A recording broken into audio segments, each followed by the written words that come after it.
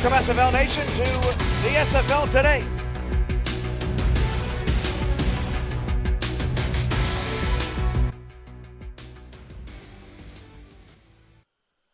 Here with me tonight, the owner of the Vancouver Legion, Andy Hamilton, and the man calling the game with me tonight, Jermaine Smith. Andy, how you holding up, man? Oh, I'm doing quite all right. Despite you're just trying to forget that it happened earlier. Well, Cam, I got three more losses before I should start worrying. very, very good. Very good outlook there. Destro, our president, Mr. Jermaine Smith. How you doing, Jermaine? I'm doing very well. I'm just waiting for the game to start so I can, my first time commentating, just ready to go. Well, before we send it out to David A. Richardson Memorial, we've got some games to recap here earlier today, and we start in the Windy City where the St. Louis Gladiators pulled the stunner 17-13 over Chicago. And if you missed this one, on a fourth down late in this game, Chicago down 4, faked the field goal that would have cut the deficit to 1. That got blown up, and then Chicago had another chance to win late in the game and could not convert the fourth down. You see the numbers on the screen. St. Louis wins the game with 5 first downs and only 47 passing yards. Got a pick 6 in the fourth quarter to take the lead for good.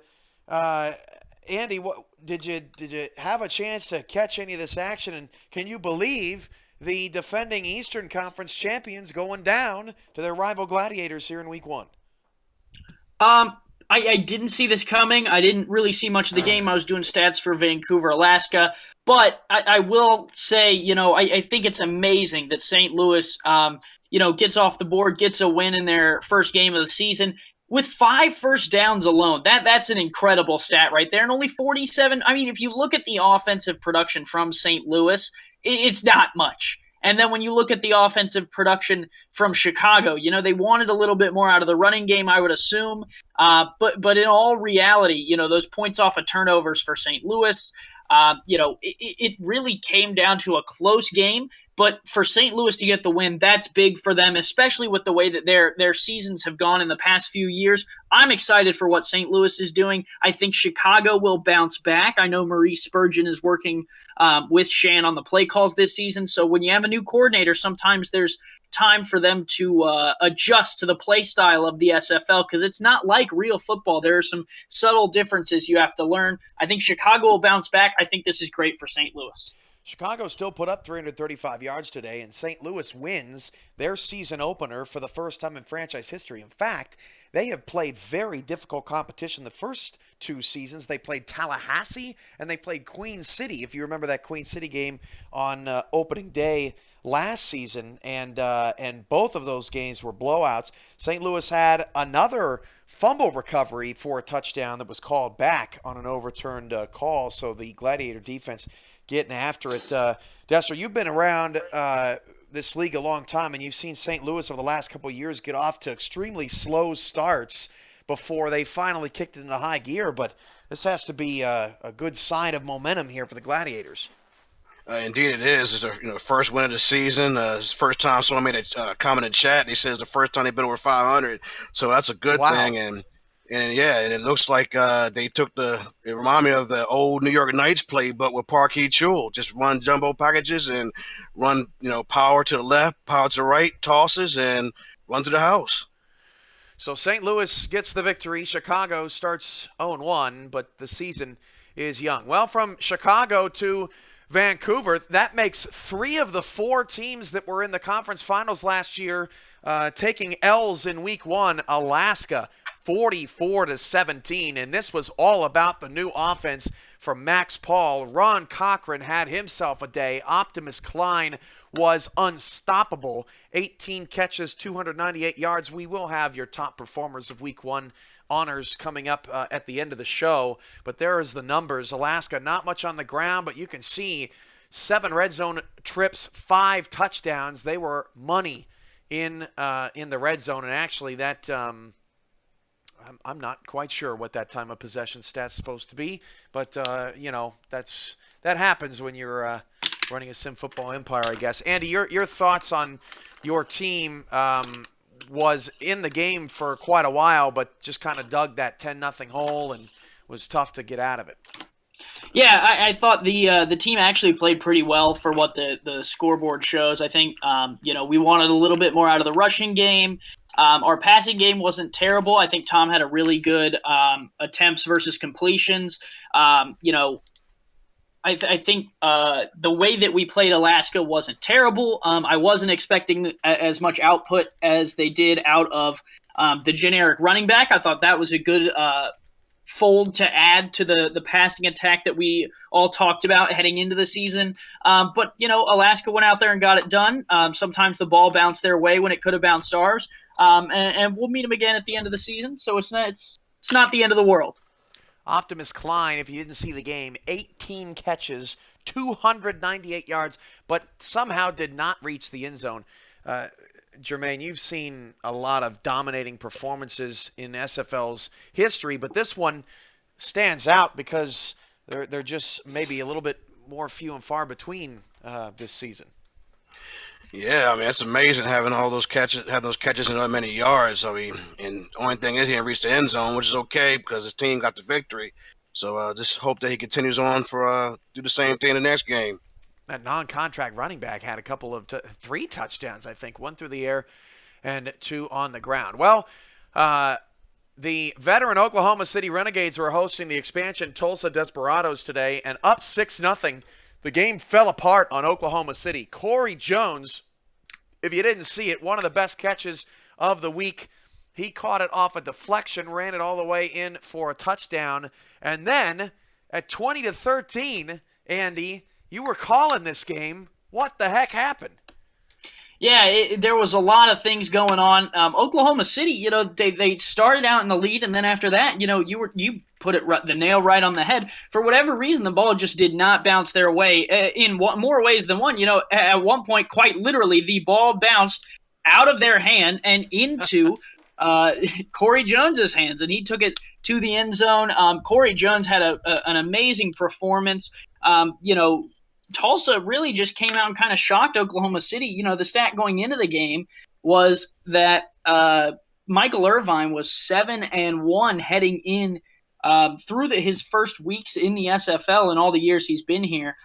He was 7-1, and he lost for only the second time in week 1 over the course of his career. Isn't that incredible? Yeah, it's crazy. And Deion Hawkins was part of Jermaine's teams back in the day in the DC Dragons, and he was under him, and then went under Shan Varner. And Michael Irvine's been in the league since its inception.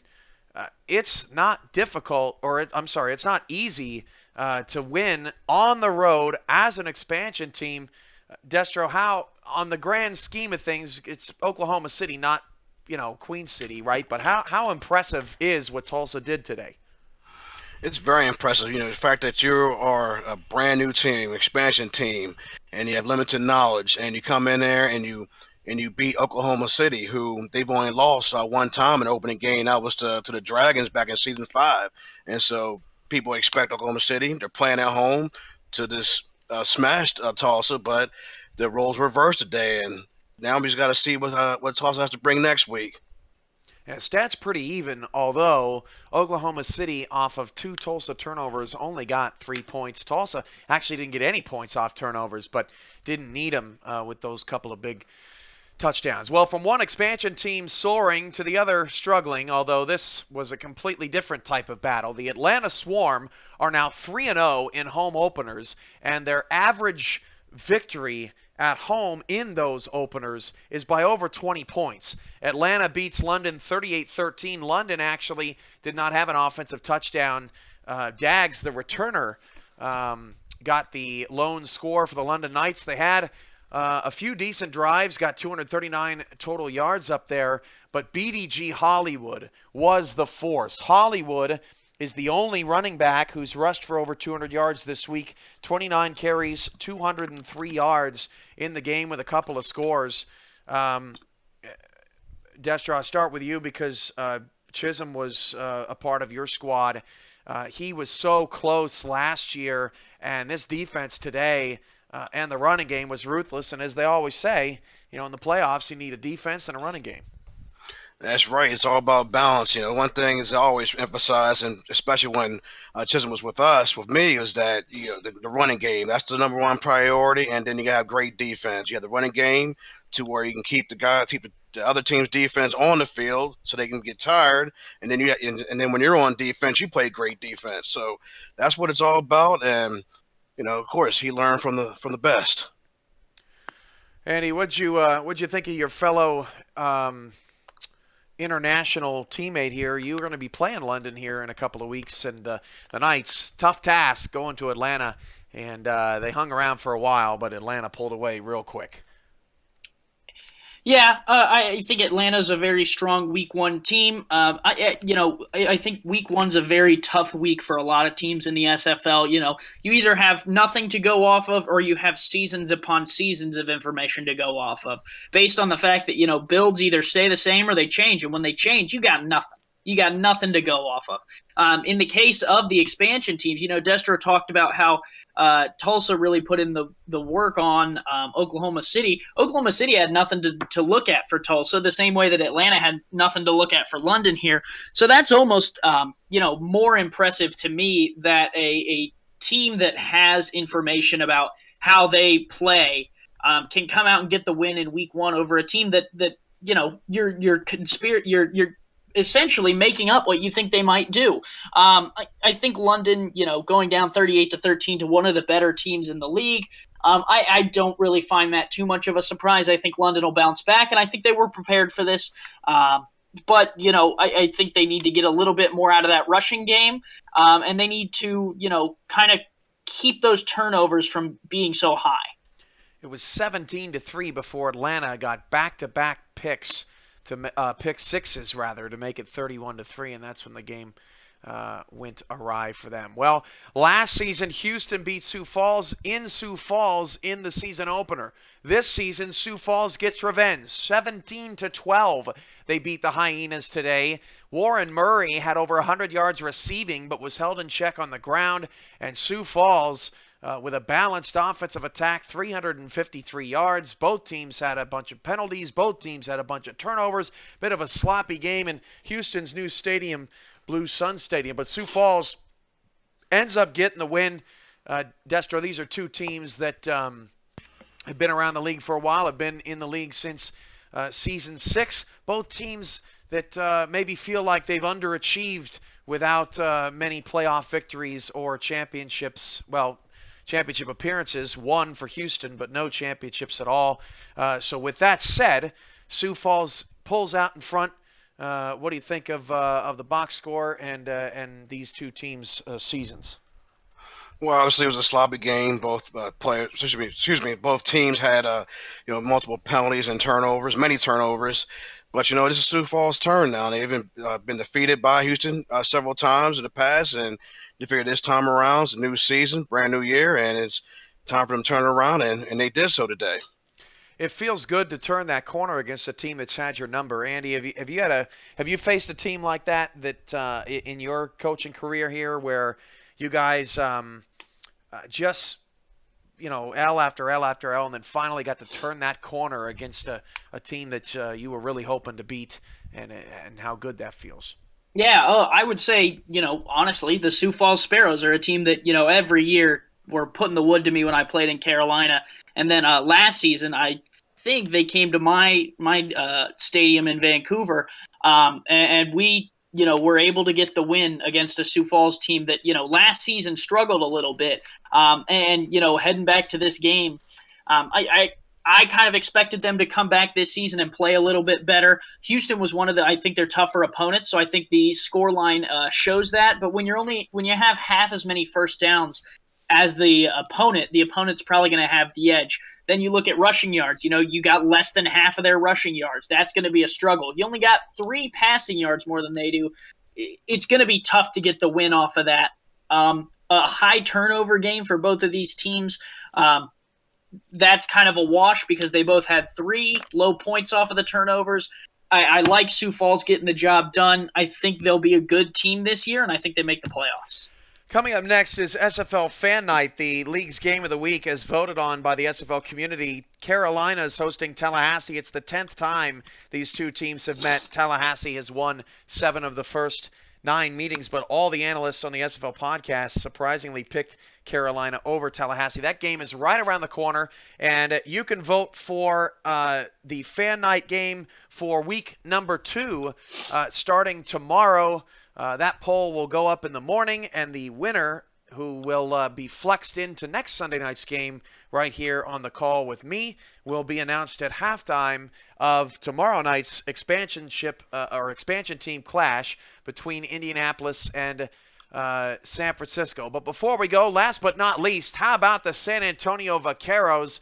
They go to Dallas and beat Dallas for the first time, 24-21. San Antonio had more yards on the ground through the air and limited Dallas to just 7 first downs. And we're going to be talking about it a lot this year. The old field position battle with San Antonio. They had 10 yards average better field position the entire day, and Dallas's offense was only on the field for 14 minutes. Jermaine, what stands out to you?